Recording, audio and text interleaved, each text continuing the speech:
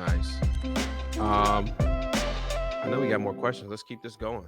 Somebody said, how do you estimate repair costs without walking in the property so you can make an offer over the phone? With me, when I'm making offers over the phone, I mean, I just want to get a discount. Right? So I like to use an imaginary number of 20 grand. I know it's going to need 20 grand. Might need more, but I just want my whole objective, and with my team, I train them, just get the property low. Yeah, I mean, I think that's same for me. One thing that we do is we also a lot of times pitch the question to the seller, and we're like, hey, what is all the repairs you need?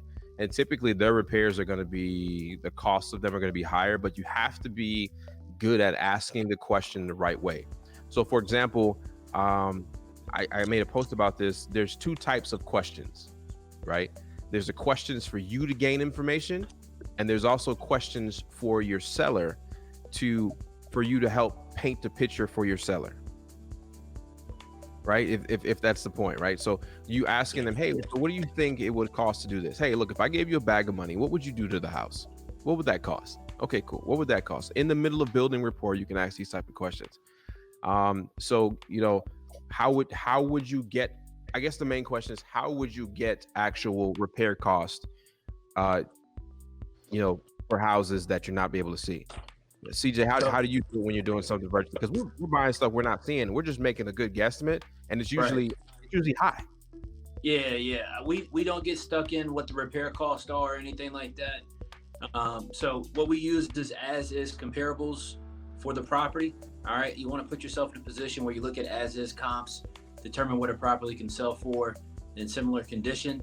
And one thing that we do, kind of to piggyback on what Max was saying, is in those phone conversations with the seller, we're working in our script where we're having an open conversation with the seller to find out about property repairs, what work the property needs. Hey, I like to put properties in HGTV type condition. That's what everybody wants these days. So, I got to get the property up to modern standards. Whether I flip it, whether I rent it, that's something I need to do. And you have them walk you through the repairs. And then what I like to do, kind of like Max mentioned, is I kind of softly say to the seller, hey, I'm just curious, Max. What do you think it would cost to do that work? And allow them to give you a number. And what I like to do is then use that number to leverage in the negotiation for the purchase price of the property. So if they give you a number for $30,000, they give you a number of $40,000. When you're in the back end of the conversation, you're negotiating price, you got to lean into that number they gave. Like, that's the number they gave you.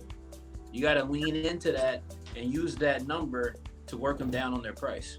And typically, if you build enough rapport and ask that question, that number is going to be higher because their guard is down and they're just giving you their honest opinion. Yep, absolutely.